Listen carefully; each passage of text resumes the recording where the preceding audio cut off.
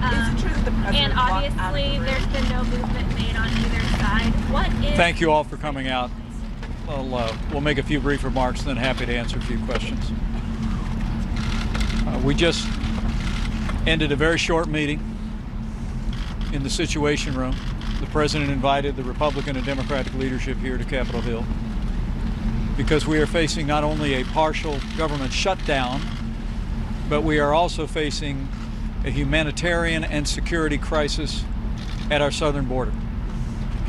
This past week, the president and I and these leaders met on 2 separate occasions.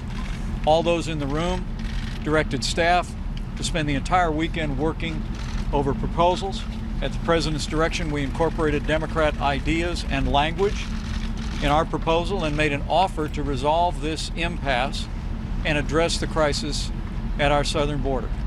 And today, in this brief meeting, we heard once again that Democratic leaders are unwilling to even negotiate to resolve this partial government shutdown or address the crisis at our southern border. They demanded once again that before any negotiations could begin, that we would have to agree to reopen the government. And the president called the question in the meeting. He asked Speaker Pelosi that if he opened things up quickly, if he reopened the government quickly, would she be willing to agree to funding for a wall or a barrier on the southern border? And when she said no, the president said goodbye. Now, I know there's been millions of Americans, hundreds of thousands of federal workers that are as disappointed as we are that the Democrats are unwilling to engage in good faith negotiations. Look, the American people know we face a serious humanitarian and security crisis at our southern border. And this president, our entire administration, working with these Republican leaders, is going to continue to drive forward to bring about the kind of reforms that will see to the safety and security of the American people. But what the president made clear today is he is going to stand firm to achieve his priorities, to build a wall, a steel barrier on the southern border, add additional personnel, additional resources, additional reforms to stem the crisis that we face on our southern border. And we're very grateful for these Republican leaders here and others that were gathered with us for their support. I want to clarify a few things. As I just listened to Senator Schumer, I know he complained the time that you had cameras in the meeting. I think we need to bring him back, because what he described the meeting to be was totally different than what took place. When we entered the room, the president, again, calling all the leaders together to solve this problem. He even brought a little candy for everybody. He started off talking a little bit about wanting to get this solved. He even spoke last night saying in 45 minutes, he says, but I think we could do it in 10. I want to turn the floor over, the president said, to Speaker Pelosi and Schumer. Tell us what offer you have, because we all had in our hands from the weekend's work of the vice president, and every office had staff there, about where we were. The different offers, the increases of the work that you've done to secure this border. So we turned to Speaker Pelosi. She began to argue whether we even have a crisis or whether facts are true. Turned to Schumer again, who said we just have to open the government up. The president would go back and forth in a negotiation in a very respectful way. I saw Schumer continue to raise his voice. The president then turned to the speaker and politely asked her, okay, Nancy, if we open the government up in 30 days, could we have border security? She raised her hand and said, no, not at all. The president calmly said, I guess you're still not wanting to deal with the problem. The president wants to solve this problem. That's why he continues to bring us down. That's why he's put offers on the table. Not once have the Democrats offered anything back. The entire time I've been in these meetings, they want to just argue so people can't present a fact. They want to argue and debate whether what comes across the southern border. People are hurting. And as I've said before, I will work with anyone that wants to move America forward and wants to secure our border. This is the goal that everybody in that room, every Democrat said in that room, they're for border security. But you ask me, what American believes border security does not have some form of a barrier? It's only the Democrats sitting in that room have I ever found. And the way they have displayed and their behavior is embarrassing to me. And the way to come out to this floor and talk about a meeting in a manner that did not take place in there is disturbing to me. I want to solve this problem. People are hurting, so I tell the Democrats, get back into the room. Let's not leave. Let's solve this problem. Just as the president said, it doesn't even take 45 minutes. We're here and we want to work. Well, Leader McCarthy, I think, described it very accurately. We all came to this meeting. I heard the president say last night that this could be solved in 45 minutes. And I had hoped coming to this meeting today that that's what was going to happen, that we were going to sit down and the Democrats were going to negotiate in good faith and we were going to come up with a resolution. And they obviously had not moved an inch and haven't moved an inch. I mean, they've accused the president of not being willing to negotiate, but the president's been more than willing to negotiate. He's had the vice president here the last 2 weekends, meeting with members of staff, trying to move the ball down the field and get us on a path where we can get a solution. And the answer today to the president's question, and that is exactly how it was phrased, and that is that Speaker Pelosi, if I were to open up the government today, 30 days from now, would you support any funding for border security, for a wall? And she said no. And I think the president clearly interpreted that, as he rightly should have, as clear evidence the Democrats have no interest right now in trying to solve this problem. They clearly want the political issue. Mr. Vice President, where do you go from here? Well, first of all, I thought the president was very calm in trying to continue to put different options on the table to solve this serious crisis at our border. Last night he laid out some of the problems and challenges that we're facing as a country and how we can get a solution. Today what he did was start to offer some more ideas. And look, our teams worked over the weekend, and we can talk about terms all day long, but at some point the other side has to put a counteroffer on the table. No is not a valid answer if you're serious about solving this problem. And so as the president started off laying out not why he wants $5.7 billion, but why the experts who are tasked with securing our nation have said it's going to take $5.7 billion to secure the border and deal with this crisis, including building a wall. When Nancy Pelosi last week, her only answer was to jokingly say she'd support $1. Now, the American people who are watching this shutdown, the families who are going to be missing paychecks this week, it's not fair to them to jokingly say you're going to willing to only offer $1 to solve this problem when you haven't given any serious, credible counteroffer. The president's laid out many different options. The president's even said he'll change the definition of a wall to work with Democrats. He'll move off of the number. He even sent the vice president down weeks ago to offer a negotiation that would involve a lower number than what our national security experts have said. And not one single time have the Democrats offered a counter other than to say $1. And so today when the president, and by the way, nobody slammed their hand on a table, to mischaracterize some of the things that happened in that meeting is not fair to this process. But at the same time, when the president looks at Nancy Pelosi and says, if I give you another 30 days, will you be willing to support some funding for a wall to secure the border? And she says no. Not, well, maybe a little bit more than $1, not some serious counteroffer, but just flat out no. That's not an acceptable answer to a serious crisis at our border where we're seeing people dying, where we're seeing the drugs that are pouring in, and the families all across this nation that are being touched in a very negative way by the drugs and the opioids. When you're going to see paychecks being missed, and there's a quick way to solve this problem, and not once have the Democrats offered a single counteroffer.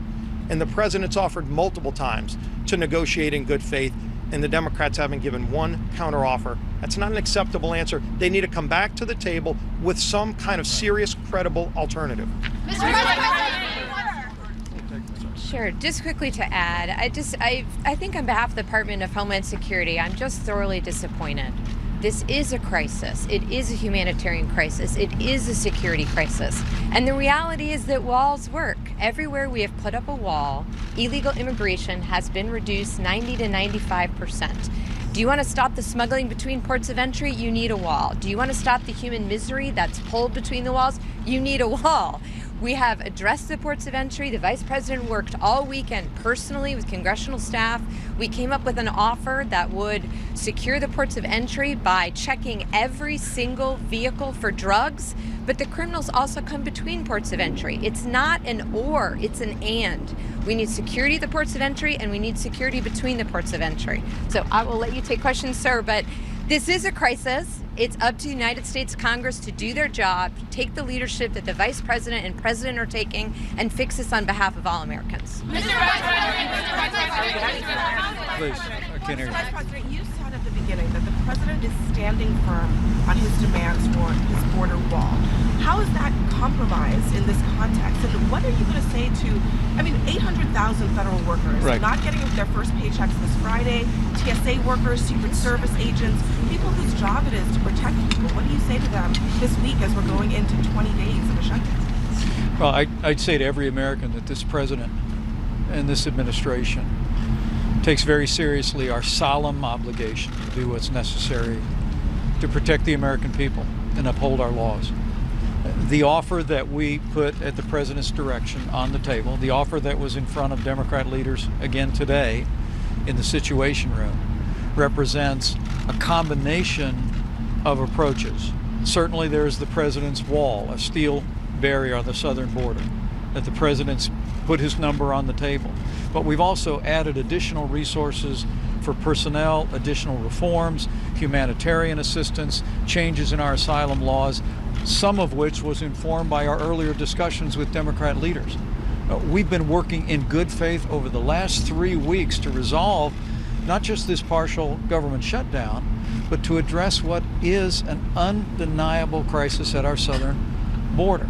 Even the Washington Post called it a bona fide emergency. We have 60,000 people a month being apprehended at our borders, and 2/3 of them are now families and unaccompanied minors. That's not a situation that our Border Patrol system was ever designed to deal with. And so we need reforms, we need changes, we need a wall, a physical barrier. But what I think would have to be distressing to 800,000 federal workers and to tens of millions of Americans is the answer in all of this from the Democrats is we will not negotiate. So, Mr. Vice President, I'm sorry. how does it help that the President walked out of the room? How is that getting closer to a solution? Well, I think the President made his position very clear today that there will be no deal without a wall. There will be no deal without the priorities the President has put on the table. But if you could look at the proposal that the President directed us to offer this weekend after spending 2 days with senior staff, 2 meetings with leadership, it reflects Democrat priorities as well. But frankly, as we continue to hear about the idea that Congress, and I know there'll be votes tomorrow, that the House will take up bills to open portions of the government, and the President literally called the question. He said, if I opened up the government quickly, would you agree to border security and a wall? The Speaker of the House said no. And at that point, I think the President thought there was no longer any reason to be talking at this meeting. But as we said afterwards, and we had conversations with the leaders before they left, is we hope they will come back to the table. I'd say to every American looking on who shares our frustration, call your congressman, or call your senator. If you think the Democrats should be negotiating in good faith to resolve this partial government shutdown and to address the humanitarian and security crisis at our southern border, then you ought to call your congressman, call your senator, tell them come back to the table, and I will tell you the door here at the White House is wide open. We're ready to sit down with these leaders and with Democratic leaders and resolve this issue.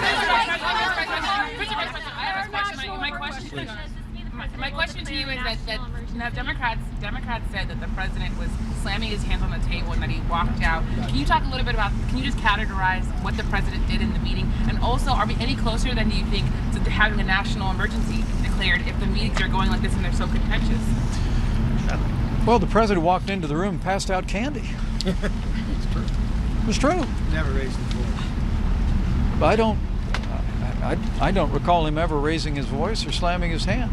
Never put that up. But this is a president who feels very strongly about his commitment to see to the security of the American people. He brought the whole issue of illegal immigration to the center of the national debate when he sought this office. And we actually saw a decline in illegal immigration at our southern border in our first year in office. But the reality is, because of the lack of reforms, because of the lack of a wall, because of the loopholes in our laws today, we are now seeing a precipitous rise in families and unaccompanied children being driven by human traffickers and cartels, individuals who are exploiting vulnerable families, encouraging them to make the long and dangerous journey up the peninsula. And you could hear the president say this is a crisis of heart and soul. He feels this passionately. And he left the room today because Speaker Nancy Pelosi said that even if he gave her what she wanted, she would never agree to the border security priorities that we have on the table, and that was unacceptable. Right here. Mr. Vice President, is the president now closer to declaring a national emergency? Will he do it? I know the president's made it clear that he's looking at that. He believes that he has the authority to do it. Seems like But you're I think the deadlocked. president's belief, and I know it's the belief of these Republican leaders as well, is that Congress should just do their job. Look, politics is the art of the possible. I served in the Congress for 12 years. I remember times when there were strong feelings on emotions, but eventually leaders came together, sat down with presidents, oftentimes in opposite political parties. They heard each other's priorities, they negotiated agreement, and they moved forward. That's what the American people expect us to do today. But when the Speaker of the House comes to the table with the leader of the Democrats in the Senate, after we've made days of good faith negotiations with an offer on the table, and their only answer is they will not negotiate until we reopen the government. And when the president says, well, if I gave you exactly what you're asking for, would you agree to border security and a wall? And they say no. I think the American people deserve better. I think these leaders know the American people deserve better. And I can promise the American people, this president, Republicans in the House and the Senate are going to continue to stand firm until we get the resources and the reforms necessary to end the humanitarian crisis on our southern border, to end the security crisis on our southern border. Then and only then will we end this partial government shutdown. Lawmakers again?